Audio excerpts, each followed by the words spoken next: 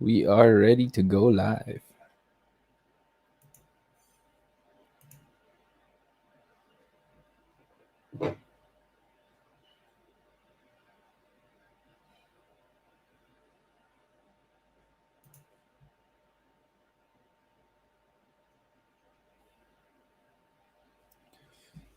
Hey Len, hey Patrick, welcome back. Sorry, last week we weren't able to do a leadership staff live, but yeah, due to the typhoon, no, a lot of people were experiencing blackouts, brownouts. But hey, we're back and ready to tackle your questions. So just hit the live button on StreamYard, Facebook, YouTube. So I hope you had dinner. And for those of you who are watching on Facebook, YouTube, Periscope, Twitch, you can ask questions. Basically, this is similar to a business consulting session where you ask your questions about hiring, managing a team, culture, business ideas, execution, etc. And you can ask it on Discord. We have the link right here. That's from.sean.c/discord. Sign up, join the group, and you can ask your questions there. Unfortunately, I don't entertain questions from comments in the live session from social media. That's because we want to keep the questions as a privilege to people who are part of the leadership stack community on Discord. So we only have an hour. We have what it looks like we have a lot of questions tonight. So I'm gonna start answering some of them. The first one is from Cedric Choa. So, Cedric, I don't know if you're tuning in on Discord or maybe you're on Facebook right now or YouTube, but the question is, at what age did you start investing? I don't really remember exactly what age, but I assume it's after I was able to make enough money that I had a little excess. I remember my first investment was not big. If we're talking about the stock market, it's really not big. It's like 5,000 pesos, something like that. I think it was when I was 22 or 23 years old. Maybe a little bit older. I don't remember, but definitely somewhere there. And it wasn't big because I didn't know how to invest yet during that time. Investing is a learning journey. You don't invest just because you have excess funds, and you don't invest in just about anything. And you especially don't invest just because you heard that this stock's going up, this stock is hot, or this is what's hot right now. Cryptocurrency, Bitcoin is going up right now. You don't invest just because the trend is going up. You invest because you know what can happen to it or what's gonna happen to it. The history. The value of that particular stock or investment. Also, you don't invest when someone says that a certain investment is guaranteed, because when they say it's guaranteed, it's almost guaranteed to be a scam. And nothing is guaranteed, right? Because if it was, then the one asking for the investment would be the one investing in it, right? Why would they ask for investors if it's guaranteed? Then sila-sila na lang yung mag-invest. So there are rules to investments, and it doesn't matter at what age you're going to be investing. What matters is that you learn you learn the investments. That is what's important. Okay. um Let me see if we can do something here about questions. So I'd like you guys to see the questions there. Medyo maliit, no? um Full screen layout, no. So this is where we are. Second question is, I know it's small. I'm not sure if you guys could see it well. Yeah. Second question I'm gonna answer is from Cedric as well. Can you share with us your strategy in doing stocks? Are you a long-term investor? Yes, I'm a long-term investor. I don't trade like Marvin does. I'm sure you guys, all of you guys here know Marvin Germo because I usually guest in his show and vice versa. I ask him to guest in mine, and we have a lot of fun doing it as well. I usually invest long term, and that's because I can't really trade. I can't look at the stocks every day and make decisions and analysis every day. That's because I have a lot of concerns also in business. Um, yeah, sometimes clients would just have problems. My team would have problems, and I have to be there to help them solve those problems. So it's tough for me to do what Marvin is doing, even if he says that it's just like 5-10 minutes. It's still tough for me, and that's because it's 5-10 minutes if your brain is hardwired and doing that every day, and you're used to doing it every day. But I'm just not used to doing it every day. I'm not sure where to find what I need to see, the charts, the graphs, the data. Yeah, so long-term investment works for me, or copy trading works for me right now. So I'm doing a lot of copy trading right now because though there are investors in the world who are a lot better in trading and investing than I am, and I would rather just copy whatever it is that they're doing real time. What time of the day do you wake up? What's your morning routine like? I wake up different times, different days. So today I woke up around 9, but yesterday I woke up 6:30 a.m. So it depends on what I need to do. I'm used to that. Even before the pandemic, if I have like a 9 a.m. meeting on Valenzuela or Bulacan, then I wake up 7 a.m. or 6:30 and I prepare already to travel. And we all know how the traffic is in the morning. And I live in Parañaque. So Parañaque all the way to Bulacan or Valenzuela, that's gonna be 2 hours, 2.5 hours. So I have to really get up ahead of time and prepare. Morning routine. It's I posted about my morning routine in my personal blog. So what I do is I only follow a routine about the stuff I take in my body. So first thing I do is I swallow 2 cloves of garlic. We have it minced. So durog na siya. And I swallow it. That helps my metabolism. That helps my blood pressure. I had my blood checked not so long. I think that was like a week or two ago, and my bad cholesterol is very low. So the reason because of I take garlic first thing in the morning every day.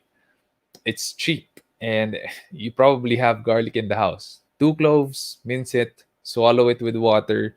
The reason why I swallow it is because if you chew it, it stings and it's gonna leave a bad breath. So you wouldn't want that. So it's easier for you to just have it minced and then swallow it. After that, I take probiotics. So usually I just take kimchi, a small bowl of kimchi. That's it, like two, three, 4 pieces of kimchi. That's my probiotics. Either that or yogurt with live culture. Yung malapit yung expiry that usually has good live culture. So I take yogurt. And after that, I drink my vegetable juice. So the vegetable juice is mostly carrots, malunggay, luya or ginger, um, pepino, turmeric, apple cider vinegar.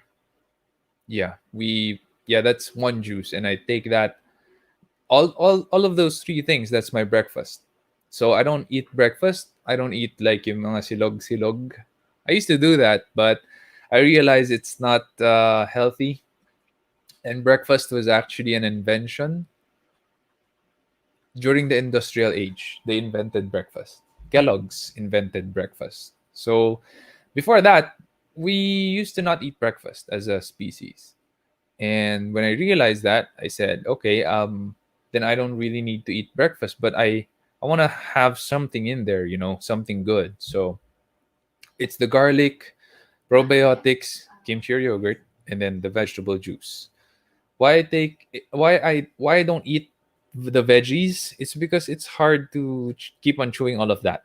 So juicing digests digests the stuff for you. So all you need to do is drink it, and your body absorbs it. I also take my supplements after that. So I take Usana. I've been taking it for a decade now. 10 years Usana user. I'm very happy with it. It helps me be a CEO. Usana as a supplement helps me be CEO because I rarely get sick. And if I'm not sick, then the company does better. So supplements is actually an integral part of my running the company. Um, if you're wondering if I'm a Usana distributor and promoter, yes, I am. But I'm not promoting it just for the sake of promoting it. I'm promoting it because I've been using it 10 years and it has helped me grow my business, literally. Um, Question from Gab. Hi, Sean. I'm a young entrepreneur who put up a marketing startup where I have six other co founding members. Wow, that's a lot of co founding members. What do you think are the advantages and disadvantages of being seven partners in a service industry business? Do you think it's going to be profitable in the long run? Are you already into venture capital? What are your tips if I plan to put up a VC one day? Well, Gab, congratulations. Usually, when you start entrepreneurship young, that's a good thing because you have a lot less to lose, and so you can take a lot more risk. It's a good thing about it. You have six other co-founding members. In my opinion, that's a lot. When I do business, or when someone wants to start a new venture with me, what I usually say is I would either be silent partner where they can ask for my advice, but my decision is it doesn't matter if I decide something or not. So medyo silent partner lang. Either silent partner ako where I can just give advice, or I'm majority. Anything in between, I don't want to do that because I really don't like having conflict with other people who are invested monetarily or industrially in the business.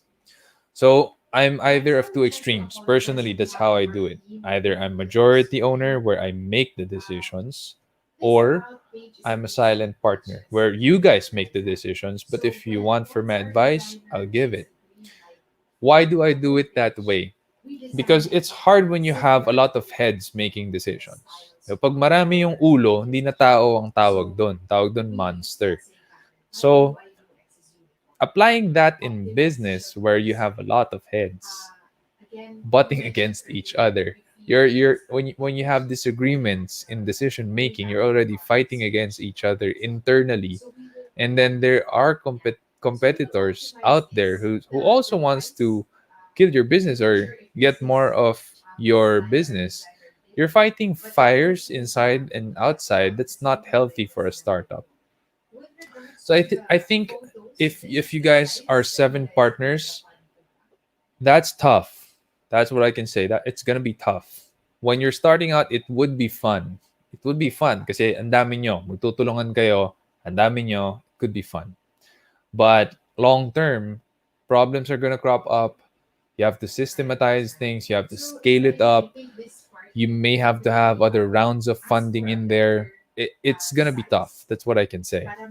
You have a lot of decisions to be made, and every time you have decisions, hihintayin mo yung mga co-founder mo for their votes. I think it's just tough doing it that way unless you have your departments to run. Each of you may kanya-kanyang department na kagad, and you decide on who gets a veto vote. Like for example, the president, if you appoint one, gets a veto vote where his vote is always the one followed because he's the most invested in the company and he's the most knowledgeable. He makes really good decisions, or she makes really good decisions, or you just trust her a lot. Then you give her the veto vote. So whatever the decision he or she makes, yun na yun. Then I think that could work better. Pero kung if you don't have anything like that and you always have to wait for everyone to vote, it's gonna slow your startup down. Do I think it's going to be profitable in the long run? Well, I'm not entirely sure what you, because there's a lot of marketing startups. I'm not sure what your marketing startup is. Is it PR? Is it digital marketing, social media? Is it, I don't know how big or small it is, so I can't really answer this question in a qualified way. I'm not qualified to answer that question because I don't know the context of the business. So if you can clarify what the marketing startup is, I'm going to give you better insight with my answer. Am I into venture capital? No, unfortunately not. What are tips if I plan to put up a VC one day? I might not be the best person to answer that because I don't have my own venture capital firm. If you have your own VC firm, that's going to be a lot of money. We're talking about billions of pesos. That's because if you're a VC, you should be able to entertain a lot of companies going to you for funding, and you should be able to pool also funds from different sources, banks, other investment companies, angel investors. You should have the ability to pool those funds, and they should trust you enough that you could invest their funds somewhere in a startup or in a company that's already having traction, sales, user signups, etc. So I haven't done that yet. Maybe someday, I don't know. But I'm not sure if that's for me though. I like investing. It's just that I don't like being the one investing other people's money. I think that's too much responsibility. And yeah, it's tough for me to do that. I also don't take on venture capital for my businesses, and that's because usually venture capital firms want to enter with a vote and a decision. So they would push you and drive you to perform more, more, more. And that's going to be more and more and more stress for the CEO and founder or the president. And since my purpose in starting my businesses is to have more freedom with my time so that I can spend it more on family or things I want to do, that's my north star. That's why I started business. If I take on VC funding, that's gonna be that's gonna be gone. Because even if I have a lot more money to grow the business and fund it and recapitalize it, but I have VCs breathing down my neck, it's it's not a trade that I'm willing to make. Because I started with a time freedom goal. Eh. So I would rather have more time than more money or a bigger company. Yeah, so that's why I don't get VCs. Question from Patrick. Ang dami nating tanong, Patrick, no? I'll choose some so that we can make time for the others. How do you manage your time? Do you do calendar blocking? Can you share a system you use in managing time? Definitely Calendar, Google Calendar, one of the best softwares out there, in my opinion. Google Calendar. So managing time, you can't really manage time because time is always ticking. So you can only manage your energy and your priority. So what do you give your priority and energy to? That's what you have to decide in that block of time.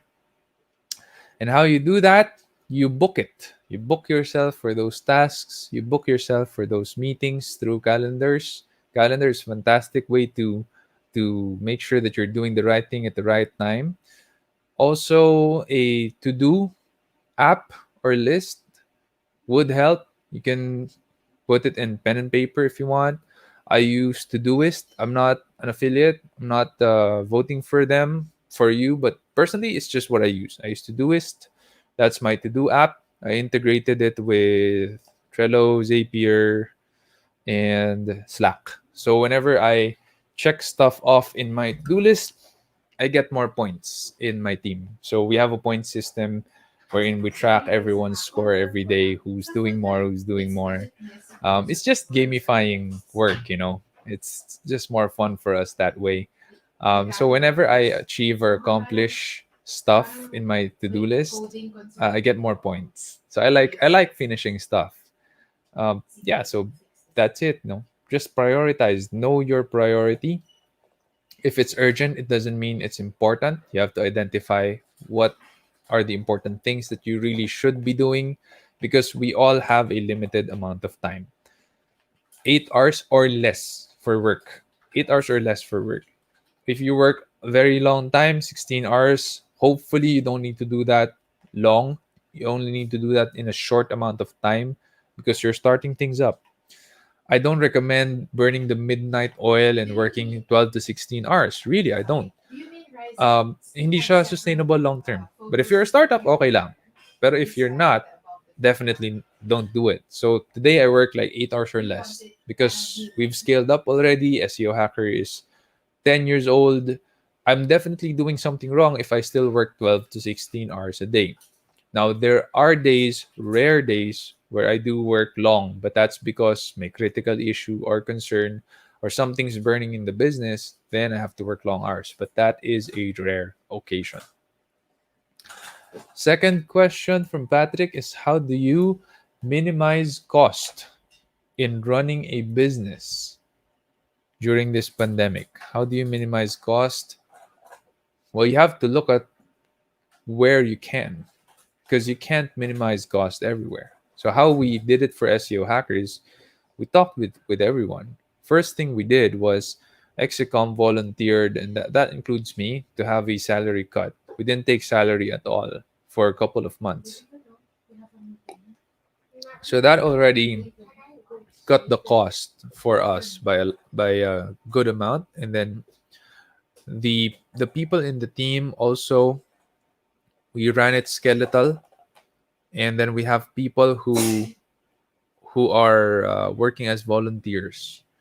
So when we say volunteers, doesn't mean they're not paid. They're paid, but they work only up to certain amount of hours. When you're skeletal, you have to work minimum X amount of hours. So yung isa up to, yung isa may minimum. That's the difference between skeletal and volunteer. We just chose to call it volunteer um, because we have nothing really other another word to call it with. But that's how we did it. Also, we did not operate in the office. We all worked from home. That cut utility costs by some. And then I had to negotiate with my landlord as well, who's kind enough to forgive us for the rent for the for we're renting second and third floor. So he forgave us for the third floor and fourth floor studio rent.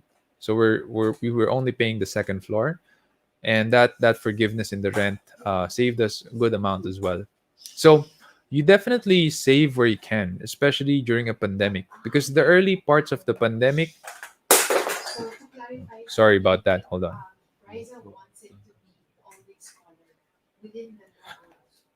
In the during the pandemic, the early parts, the difficult thing is not a lot of clients were paying. People were holding on to their cash. And it makes sense because we're uncertain about the future. We don't know what's going to happen. So a lot of our clients, we understand them when they weren't paying. Now there are clients who up to today haven't paid us since April.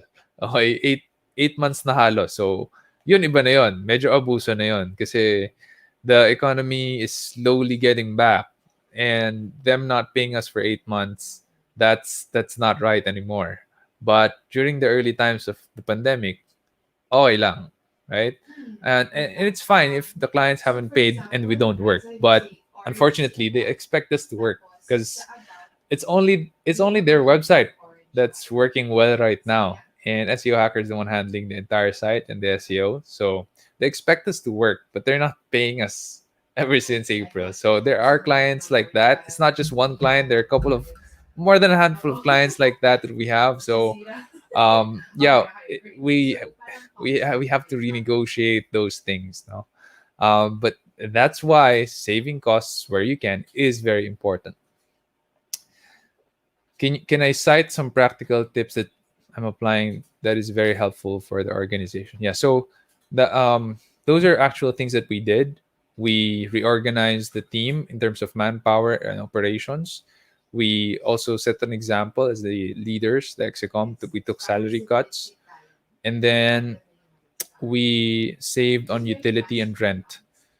We also cut all of our ads during that time because I run ads perpetually. So we cut ads because we don't think, not just for SEO hacker. I cut ads for all of my clients because I want to save them money because during that time it was kind of panic, may panic eh, kaya nga may panic buying eh, kasi people were panicking and they're cash strapped, they didn't know what to do, they were uncertain. So I stopped all of the ads, our clients ads, pinigil ko lahat, so as to save money, not to bleed, and we didn't bill them for it. And I wasn't bleeding ads money as well. And we continued it only sometime in June or July, I think. The good thing about SEO is you're always there. You're always visible on the first page of Google. So we were still getting a trickle number of inquiries, not as much as we got pre-pandemic, but we were still getting some kahit na wala akong ads running.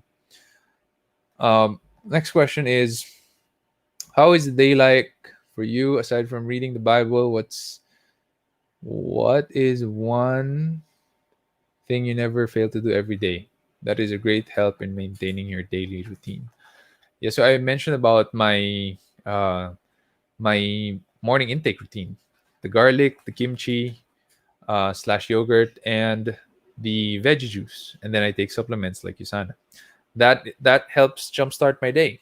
And then when I get on my computer, which is this workstation, I have my cold brew coffee. I take cold brew because it's not acidic. Usually when I take acidic coffee, nagugutom ako kagad, so I tend to eat more. So cold brew helps. Um, I meditate definitely. So that's what I do. I do deep breathing that helps me to just relax. Usually, the stress is easy to just creep up on you, especially when you're just sitting down working and things get out of hand. I also take time tending to my aquariums. I think that helps me stay sane. Um, I have aquariums at the background. I also have aquariums at the backyard, so that helps. And spending time with the family, definitely.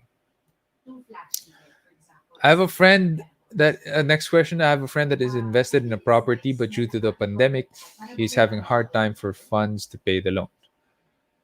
He still has a year and a half remaining to pay the land.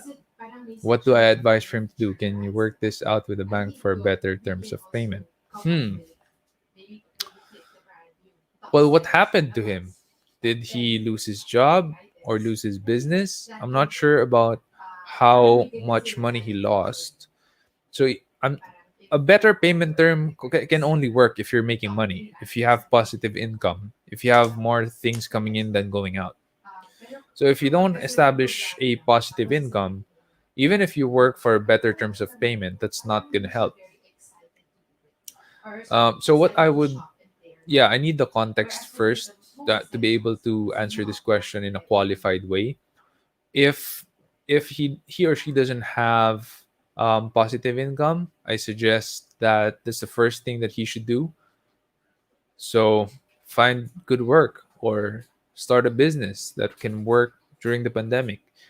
Then see if you still need better payment terms. If you do, definitely negotiate it with the bank. They may increase the interest for a longer term, but if that's what's gonna work, instead of them for feet for closing or grabbing the land, then you have to do what you have to do. Okay. How do you maintain a healthy relationship with a wife? Well, the Bible says, love your wife as Christ loved the church and gave himself up for her. There are times that it's tough to do that, but at the end of the day, at the end of the conflict, at the end of the argument, you have to remember that is what God requires of us men. That is what God requires of us husbands, to sacrifice ourselves. And that means kill your ego and do what you have to do. It's tough. I'm not gonna tell you I'm 100% able to do that. So there are times I'm not, and I fail miserably. And it's my wife who comes in and saves the day. But that is how you do it. And also make sure that you have time for dates. You go out, you talk. We talk every night, me and my wife. However long or short, we still do.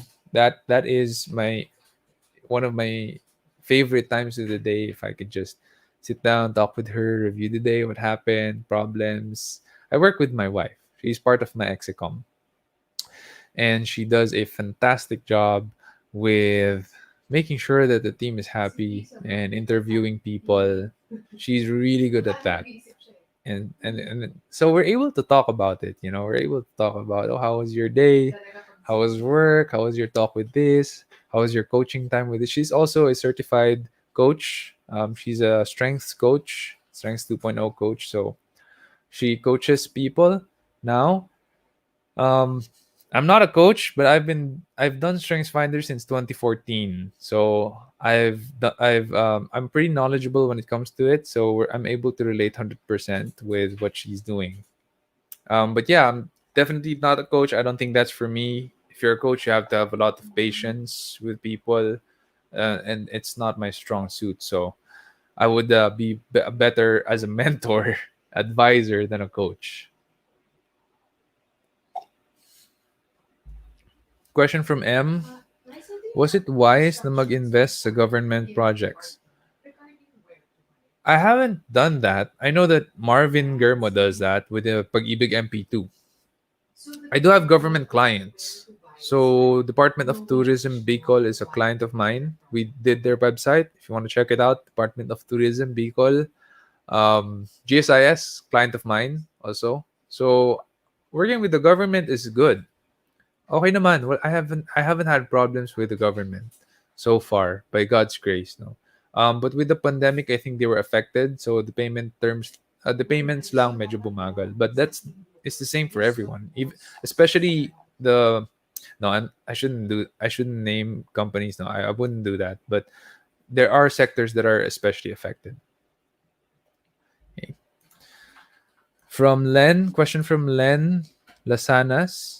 Len, by the way, welcome to the community. It's the first time I've seen you here. And yeah, thanks for joining. I hope you enjoy and learn from our sessions. Question from Len. When did you start your first business? How many partners did you have, and how did you choose your partner? I started SEO Hacker way back 2010. 2010. But, yeah, 2010. Unofficially. So, hindi pa ako registered sa DTI noon. I started it as a freelancer. And basically, I was doing SEO on the side. I had a job. I worked at HP. I officially registered it in DTI as a sole proprietor 2011. So I didn't have any partners. I founded the company myself, did things myself. I started with 1,300 pesos for my capital because it all started with a blog. And the blog was named God and You. This blog was a blog that I where I wrote about my faith as a born again Christian, and I would share it and write, and not a lot of people were reading my stuff. So I actually searched in Google, how do I increase my readers and subscribers? And Google kept on telling me, you have to learn SEO. So I read about it, learned about it, did trial and error. There weren't a lot of resources way back then that's as reliable as today. So I did everything DIY, experimented on it, and then I found out that it worked, and I was getting more readers and subscribers for my God the New blog.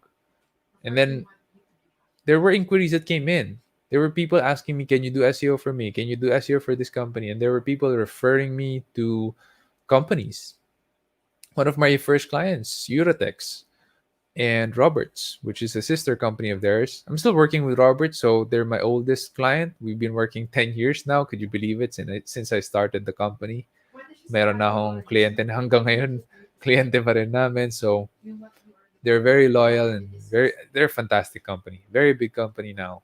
Um, so yeah, that's when I started, no, 10 years ago.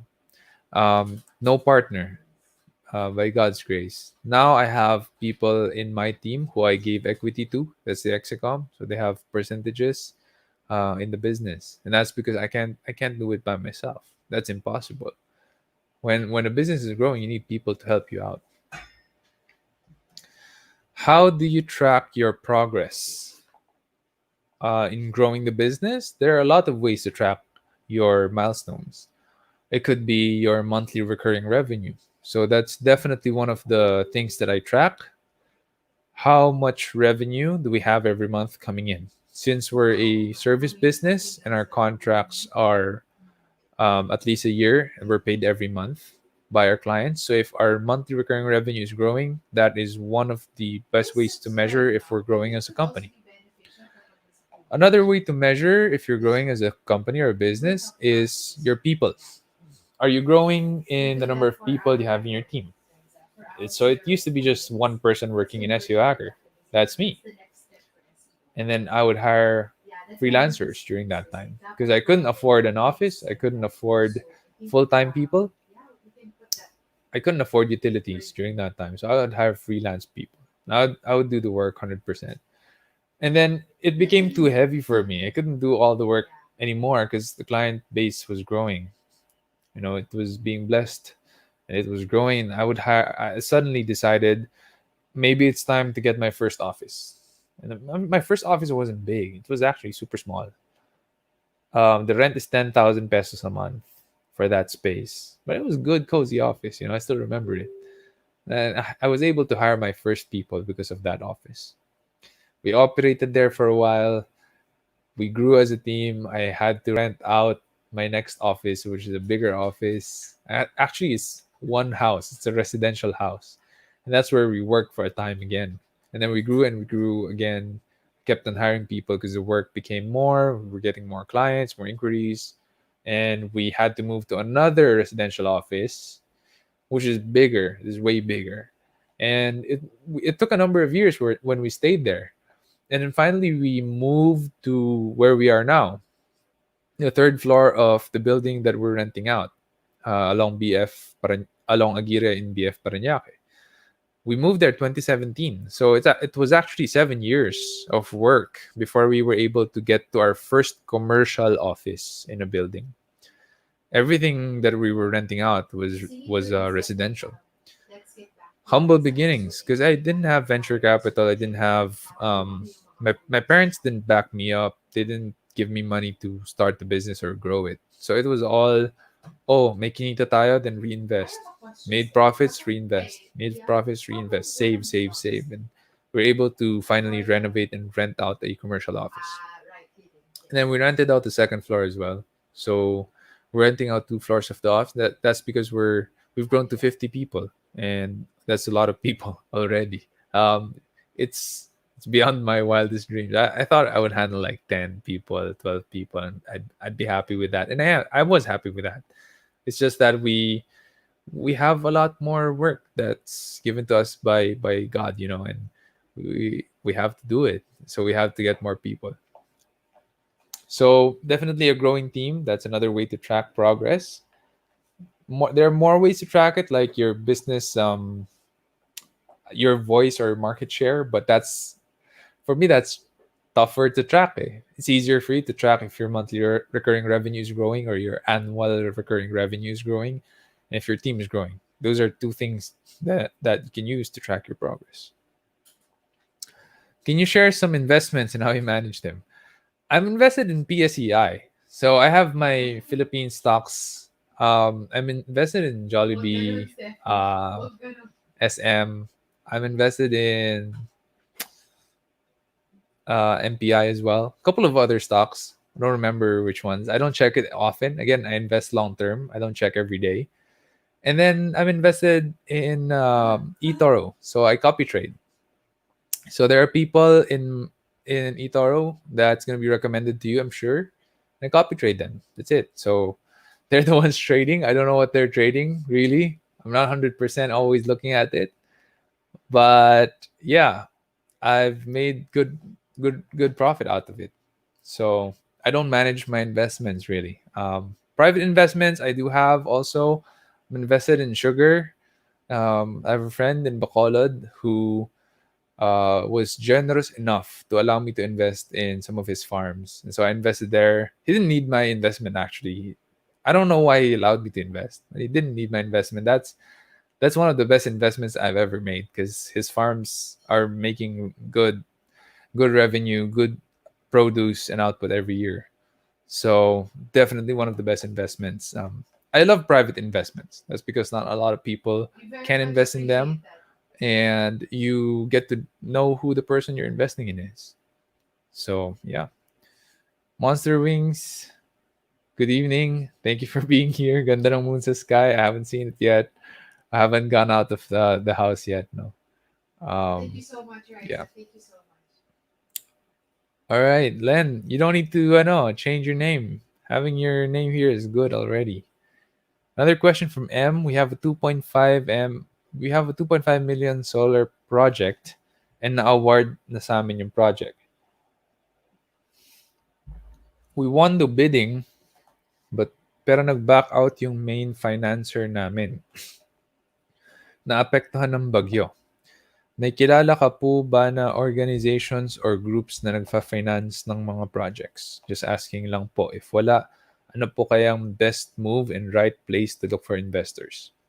Yeah, I know some people who might want to invest and finance your project, but you have to make sure that you have the right pitch deck. So you have to show these connections of mine that your project actually makes good financial sense. And the returns that they would be looking at versus the time that it would be returned to them is very important. So I'll give you an example. There are some investors who make 12 to 20% per annum. That means 1% or more per month. So if this investment opportunity you have with your 2.5 million solar project will yield less than 1% per month for them, they're probably not going to invest there. So I'm also a person who's looking for that kind of yield, 1% or more per month.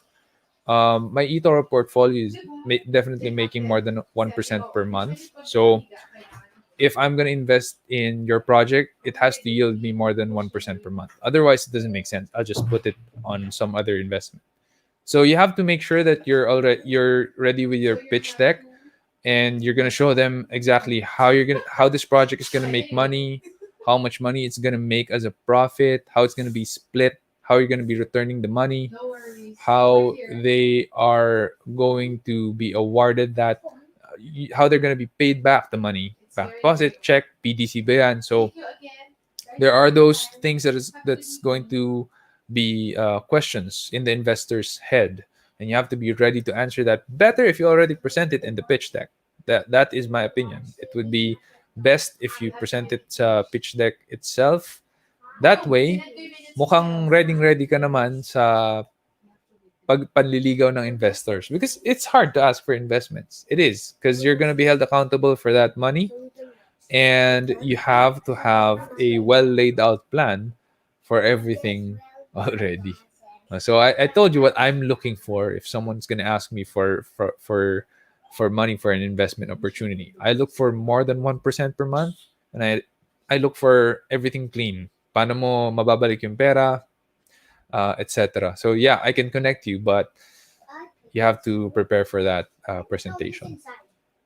Shout out to Richmond Ibasco. Richmond, thank you for tuning in. Hope you're doing well wherever you are.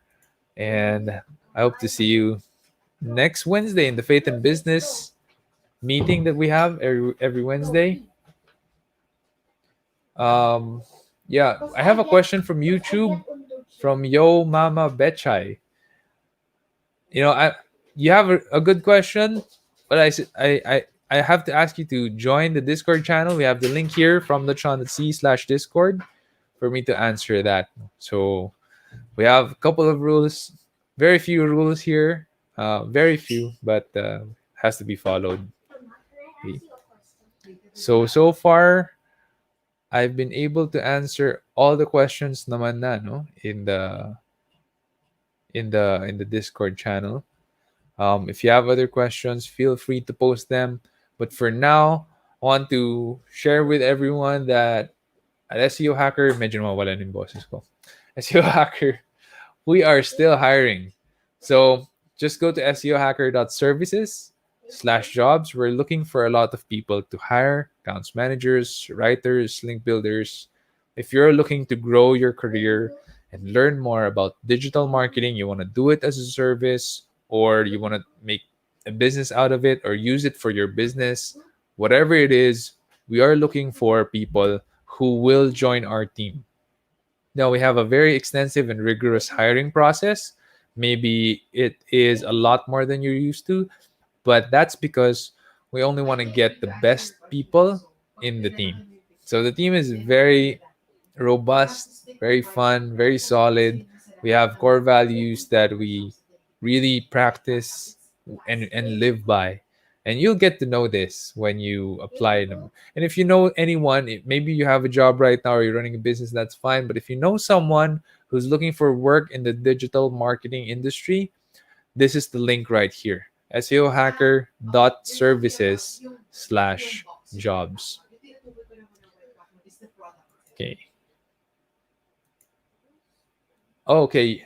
Yo, Mama Betcha is in Discord. All right. You can post your question in the Ask Anything questions hashtag. But since you are in Discord, I'm going to answer your question. So the question is, with the growth of e-commerce in the Philippines, especially in this pandemic, do you think there will also be an increase in investments in SEOs? I think that there are SEO companies popping up already and who have popped up already during the pandemic, or freelancers. And that's because the growth in digital e-commerce or digital browsing even would entail more digital marketers. I think it's inevitable that there would be more social media specialists, more SEO specialists, more e-commerce companies. I think ang daming nag-startup nga to be honest, this pandemic. Um, but if you're asking me if we have an increase in terms of clients, we had a lot more clients coming in pre-pandemic.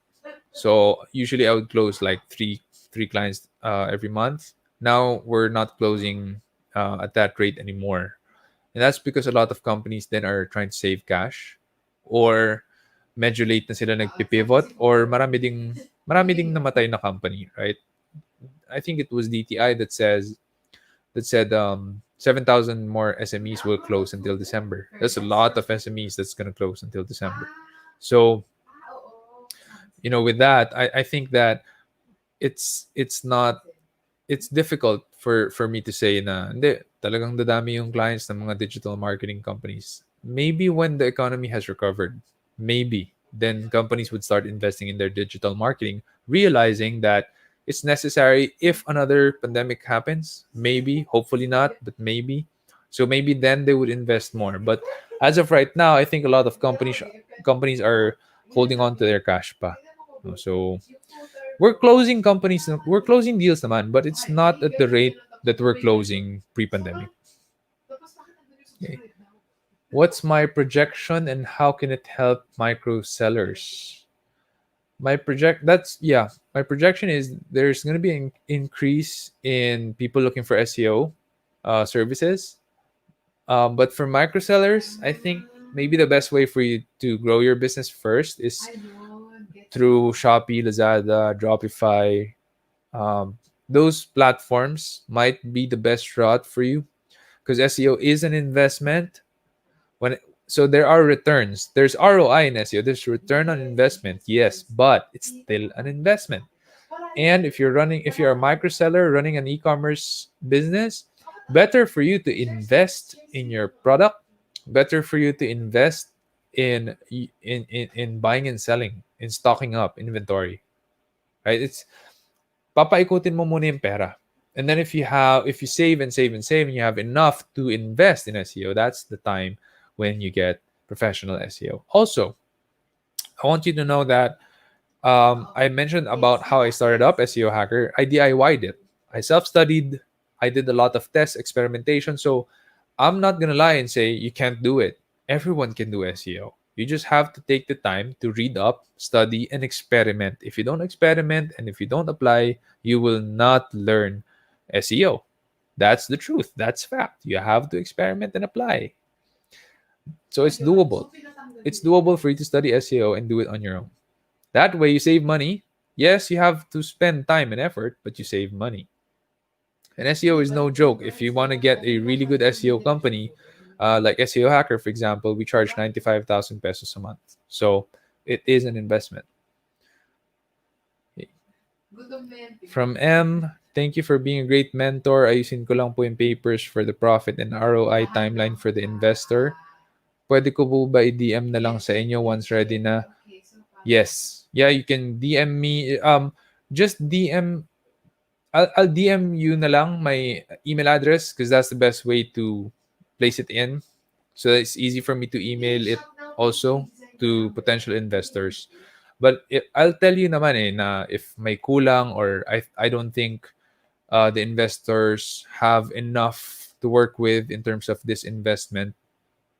2.5 million solar project I think is not, it's not a lot of money naman kasi the investors, I know they're really investors and they have cash to invest, but they are going to want to know the intricacies because money is still money, right? Money is still money. So at the end of the day, they're still going to want to know how it's going to go. All right. From Rachel Olivar on Facebook, thank you for the wisdom. Truly appreciated. No problem. Thanks for tuning in. And I'm glad that I brought value to you today.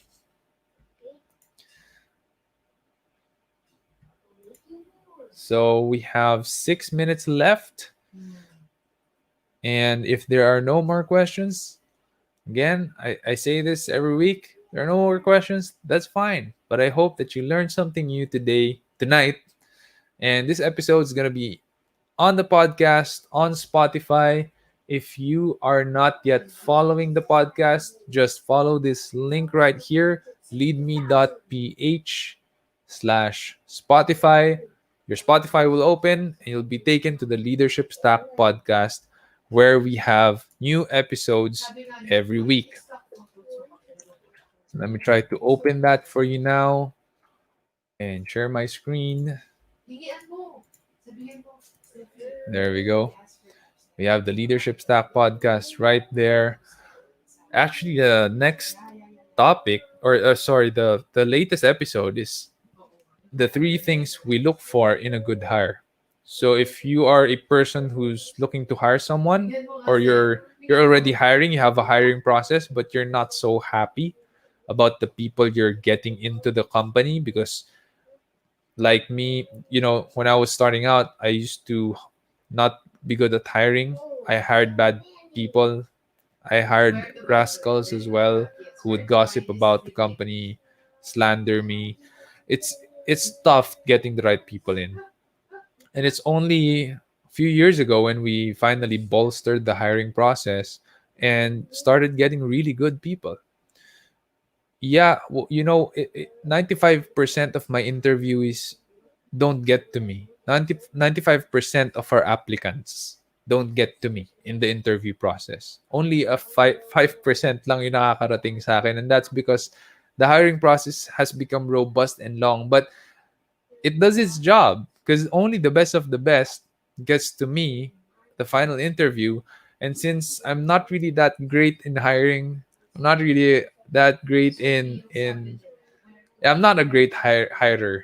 I don't hire that well. Usually I trust people too much. So whatever they say, yun na yun, then I hire them. So when it gets to me, usually sobrang okay na nung i-hire. That's when I hire them.